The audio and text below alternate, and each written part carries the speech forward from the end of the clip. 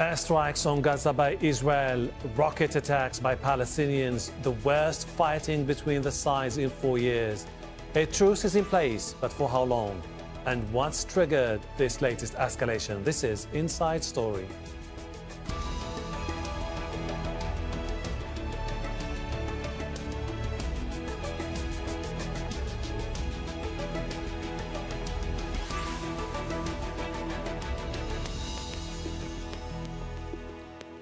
Hello and welcome to the program. I am Hashim Al-Barra. It's the most intense attack on Israel by Palestinian armed groups since the 2014 war in Gaza, and it could have sparked another war. Hamas and the Islamic Jihad launched a barrage of rockets into Israel on Tuesday, wounding 3 soldiers. It was in response to the deaths of Palestinians by Israeli military. Israel then targeted dozens of facilities that belong to Hamas and the Islamic Jihad. Egypt intervened and brokered a fragile truce and ceasefire, but there's no guarantee how long that will last. The flare-up of fighting in Gaza follows weeks of unrest and the killing of at least 121 Palestinians in protests leading up to the Nakba or Catastrophe Day, when 70 years ago Palestinians were driven from their homes and the State of Israel was created. This is what Palestinian President Mahmoud Abbas had to say. Difficult days have passed on the West Bank, Jerusalem, and especially on the Gaza Strip. The Israeli occupation launched today a fierce aggression on the Gaza Strip with rockets and aircraft. This indicates that the occupation does not want peace. However, we want peace and we demand peace. The Palestinian Islamic Jihad, the PIJ, is a faction that opposes the existence of Israel. It was founded in the late 70s by Palestinian students in Egypt who were inspired by the Muslim Brotherhood and later influenced by the Islamic Revolution in Iran. The group's aim is to destroy Israel, liberate Palestine, and form an Islamic State within the pre-1948 borders. Islamic Jihad does not take part in the Palestinian political process and has opposed peace agreements like the Oslo agreements. The PIJ concentrates on armed revolt. Its military wing, the Al-Quds Brigades, used suicide bombs against Israel during the Second Intifada of Al-Aqsa in 2000. The group, which has its headquarters in Syria, reportedly receives funds from Iran. It is designated as a terrorist group by the US, EU, and the UK. Let's now go to our guests. Joining us in Gaza, Mkhaymar Abu Saada is Professor of Political Science at Al-Azhar University. In Jerusalem, El-Hanan Miller, Palestinian politics researcher at the Forum for Regional Thinking. And in Istanbul, Ahmed Al-Borai, a lecturer at the Istanbul Ayadin University. Welcome to you all. Mkhaymar, the recent truce between the Palestinian armed groups and the Israelis, is this an isolated security arrangement, or do you read more into it? Well, that is a very important question. Up till this moment, we don't really know a lot of details about what happened last night. Until this moment, Israel has not admitted that there has been an agreement for a new ceasefire. All what we know that firing between the Palestinians and the Israeli side ended last night at about 3 a.m. in the morning, when a senior leader from Hamas, Dr. Khalil Hayya, the deputy leader of Hamas in Gaza, admitted that there has been an understanding to respect the ceasefire, which was brokered by Egypt in August of 2014 and put an end to the Israeli aggression against Gaza in that summer. So it seems to me that we are not approaching a new ceasefire agreement between Israel and the Palestinian resistance groups, but more of a new commitment from both parties to the old ceasefire understanding that were reached by the Egyptians about 4 years ago, which basically put pressure on both sides to respect their commitments and to stop hostilities even though the term hostilities is not accepted by the Palestinians, but that was the term of the ceasefire which was reached in 2014, that Israel must cease all of its hostilities toward the Palestinians, and also the Palestinian resistance groups must cease all of their rocket firing against Israeli towns and villages. El-Hanan, the Hamas says there is a truce. There's been an agreement towards a truce. The Israelis still distance themselves from the notion of any agreement with Hamas. Why do you think this is the case? I think Israel would like to leave its options open for any case of escalation. We've seen kites being used to ignite fires, burning 750 acres of fields outside of the Gaza Strip in Israeli communities. So I think Israel wouldn't like to commit itself, to bind itself to behavior, and would like to leave its options open at the moment. We have enjoyed 4 years of relative calm on the Gaza border, and I think Israel would certainly like to return to that situation. But for the time being, probably Israel wouldn't like to obligate itself to a one-sided truce by Hamas. Ahmed, we've seen this barrage of mortar and rocket fire by Hamas and Jihad at the same time from Gaza. Is this a coordinated push by the armed groups in Gaza to move forward against the backdrop of the violence that we've seen and the 121 people who were killed over the past few weeks? Well, there is a kind of pressure, Hashim, on these two groups on the ground when the Palestinians are being killed for more than 8 or 9 weeks now since the outset of these demonstrations, peaceful protest on the border with Israel, asking for the lift of the siege and alleviating the conditions the people are living under.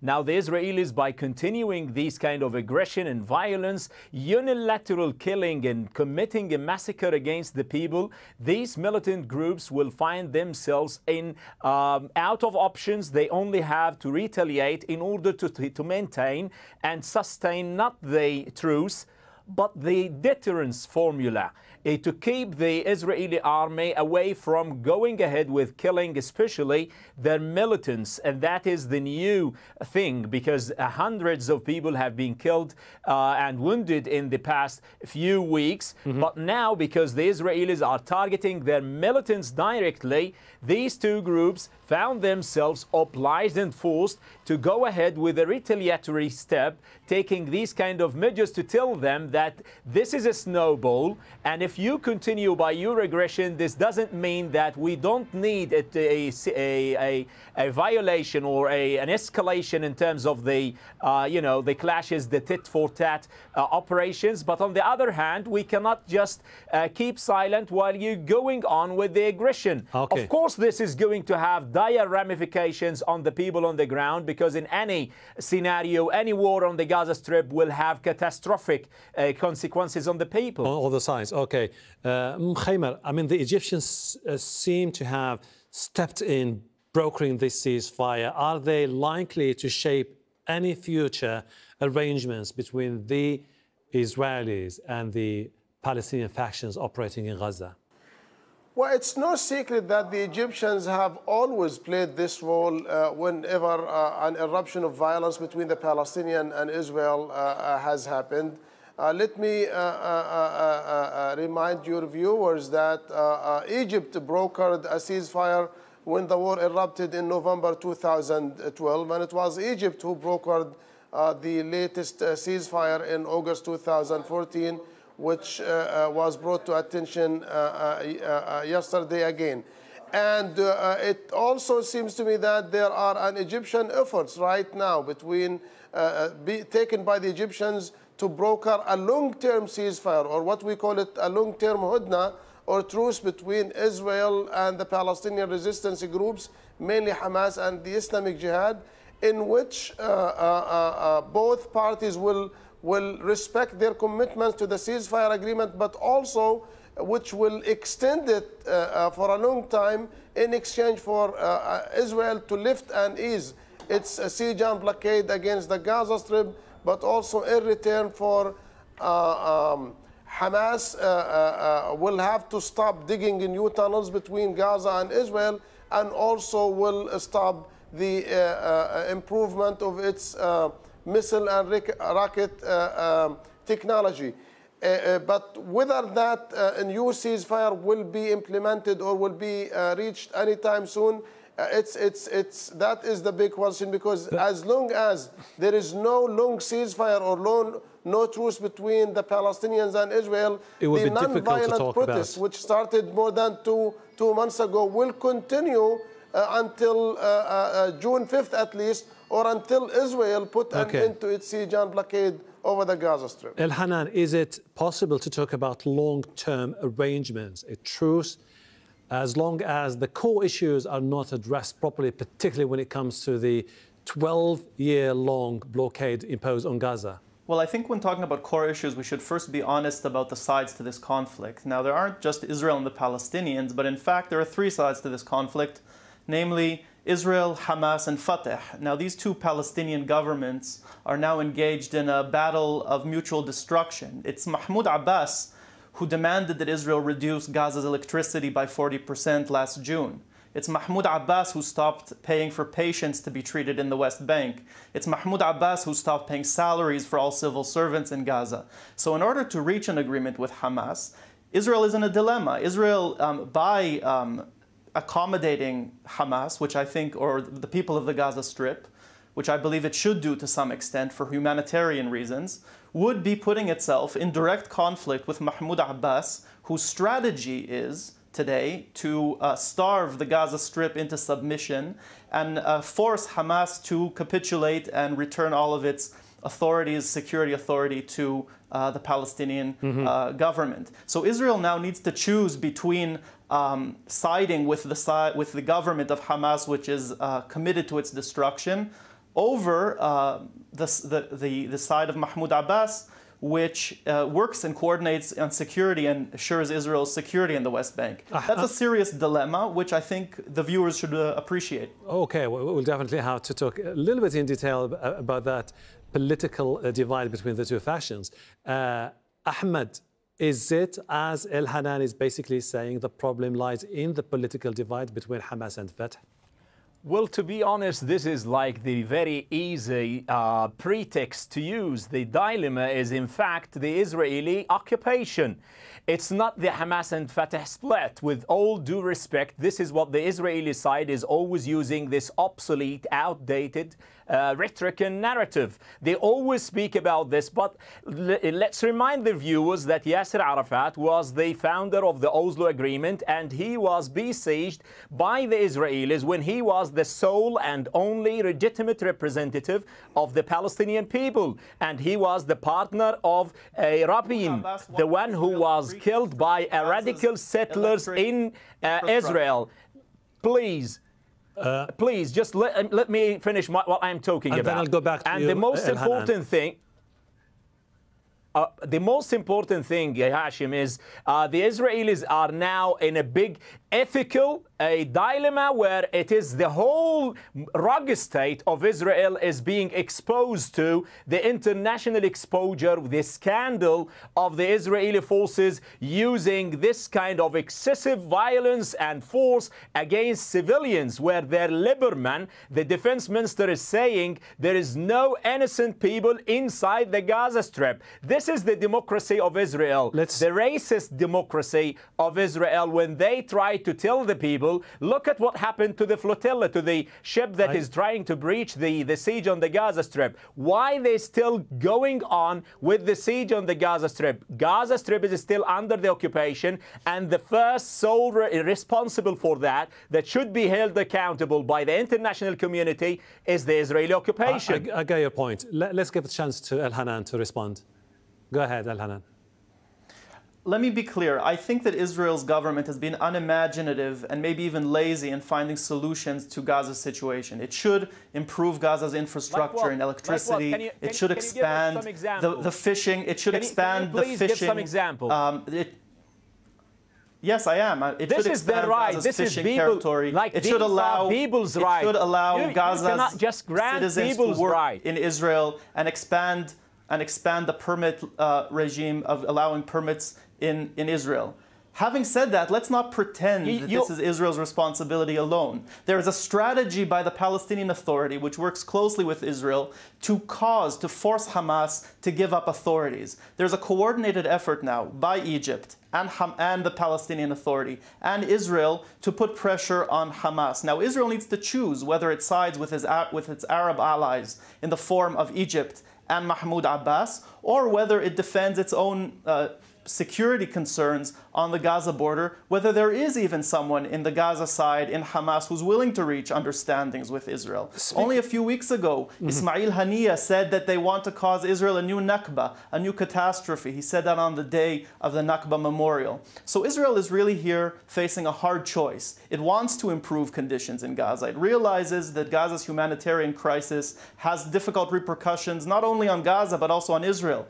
But it needs to decide politically as well what ramifications these moves will have. Speaking of the ramifications, Mikhaima, the international community does not seem to be really willing to implement an aggressive approach as far as Gaza is concerned. Why do you think its response has been so far muted? Well, you can say that yes and no. Yes, the international community has been very much silent over the past 12 years since Israel imposed its siege and blockade against the Gaza Strip after Hamas took over Gaza from the PA in the summer of 2007. And the UN at that time accepted the Israeli definition of Gaza as a hostile entity and the Israeli measures against Gaza at that time. But gradually, I have to say that the international community's position toward the Israeli siege and blockade against Gaza has changed, and we have seen numerous occasions when the UN Secretary General, whether Mr. Guterres or his predecessor, Ban Ki-moon, who has asked Israel to put an end to its siege and blockade of the Gaza Strip and to deal with the humanitarian catastrophe in the Gaza Strip, which we have seen many facets of it in terms of poverty, unemployment, lack of electricity, lack of potable water, and also access and movement for the 2 million Palestinians in the Gaza Strip. But let me also remind your guest, Mr. Al-Hanan Minar, that it's not the Palestinian divide who caused all of these problems to the 2 million Palestinians in Gaza. Before we are talking about the Palestinian internal divide, it's the continuation of the Israeli occupation of Gaza and the Palestinian territories for more than 50 years now. And it's also the policy of the Israeli government to isolate the Palestinians in Gaza and not to recognize and accept and respect, so to speak, the results of the Palestinian legislative elections in January 2006, when Hamas won the elections and Israel did not accept the results of those elections. And let me also add one more point here. Please, briefly. That the Palestinians are really in a very delicate situation. Whenever there are serious talks between Hamas and Fatah to try to put an end to the Palestinian internal divide, there comes the Israeli role to sabotage any efforts to end the internal divide. It was in 2014 when Hamas and Fatah reached a new agreement, and on that day, Prime Minister Netanyahu came out and said President Mahmoud Abbas must choose between peace with Israel and reconciliation with Hamas. So it's the Israeli government led by Netanyahu and the right wing who are sabotaging every effort that put forward to put an end to the Palestinian internal divide, because it does serve the interest of Israel to keep the Palestinians divided between West Bank and Gaza. Gentlemen, I'd like to move forward to another angle related to this story in particular. Ahmed, the Israeli intelligence minister, Israel Katz, said that, describing, the barrage of rockets fired by Hamas and Jihad into Israel, saying, "I see an Iranian fingerprint here." Could this be taken as an indication that the Israelis could further escalate their action in Gaza? Well, first of all, I don't think that any party is interested in any escalation, whether the Israelis or even Hamas on the other hand, because the situation is so fragile. And in case this kind of new cycle of violence erupt, anybody can start the war, but nobody can know where it's going and when it's going to end. And that's why the other angle of this, Hashim, is the Iranian cause and the Saudi coalition. You should put things into bigger context, understand the dynamics of the whole region where a new Sunni coalition is being set up by the Saudis, the Emiratis, and trying to include Israel. And to do that, Israel should always show that they are the enemy of the Iranians. That's why you would understand the rhetoric coming from the Gulf states against the Hamas, the Muslim Brotherhood, and more intimate to Israel and the United States. And that would explain why Israel is always trying to portray that it's Iran, the hegemony of Iran in the region, that is they're trying to counter. And the Sunni, the Arab countries, are more adamantly insisting on normalizing their relations with the Israeli government in order to confront this kind of over-expansionist policy of the Iranians. Okay.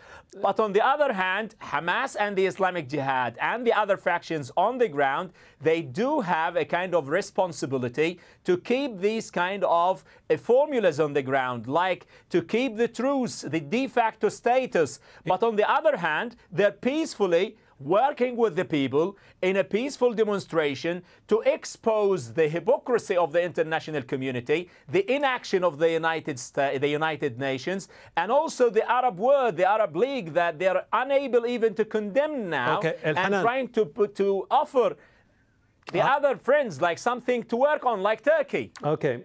El-Hanan, do you think that the Iranian factor that has been mentioned by Israel Katz is something that could be seen as an attempt by the Israelis to deflect attention from the fact that Iran is not the issue? The issue is the killing of civilians, of innocent people in Gaza by the Israelis, which is the issue that has to be addressed. Well, Iran is part of the issue because Iran is the main financer today of both Hamas and Islamic Jihad. But going back to the previous subject, certainly the government of Netanyahu has benefited or sees the situation of disunity between Hamas and Fatah, between Gaza and the West Bank, as beneficial to Israel. I disagree with that position. I think that the two sides can only reach an agreement when there is Palestinian unity. But on the other hand, let's not kid ourselves. I mean, a few weeks ago when there was an attempt on the life of Prime Minister Rami Hamdallah in Gaza, it was Mahmoud Abbas who accused Hamas of trying to assassinate Hamdallah and saying that he has proof of that. So, Professor Abu Saada, let's not absolve the Palestinian side of responsibility for the state of disunity. When Israel had to establish its state in 1948, it managed to overcome very deep political divides and I would say arms and militias that existed in multiple groups, and unify under one army, under one leadership, and under one strategy. The Palestinians, in order to reach peace with Israel, in order to return to the negotiating table, will have to do the same thing. They'll have to overcome attempts to weaken them, both by Israel and both by other countries, including Arab countries. The Palestinians can't throw all the responsibility and all the blame just on the Israeli side. Let me take that question to Mkhaima. You've heard what El-Hanan basically was saying, that Palestinians need to get their act together, set aside their differences and move forward. Do you see it that way? Now, it is interesting what was mentioned by Mr. El-Hanan Miller, but let me remind El-Hanan a few points here. That, yes, I'm not exempting the Palestinians from their own responsibilities with regard to the continuation of the internal political divide between West Bank and Gaza, which has been going on for almost 11 years now. And it is definitely a sad thing for the Palestinians or for the Palestinian national projects.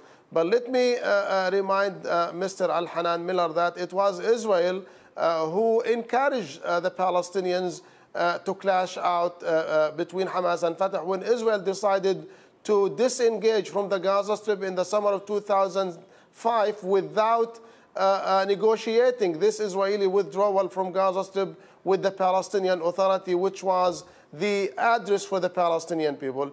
And so why did you cooperate with that Israeli intention?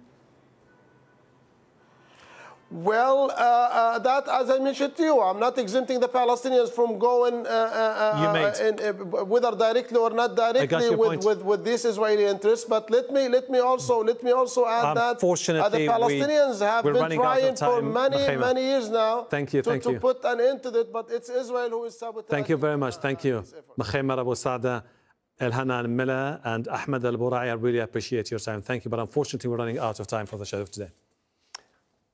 And thank you too for watching. You can see the program again anytime by visiting our website aljazeera.com. For further discussion, go to our Facebook page. That's facebook.com/AJ Inside Story. You can also join the conversation on Twitter. Our handle is @AJ Inside Story. From me, Hashim Ahelbara, and the whole team here. Bye for now.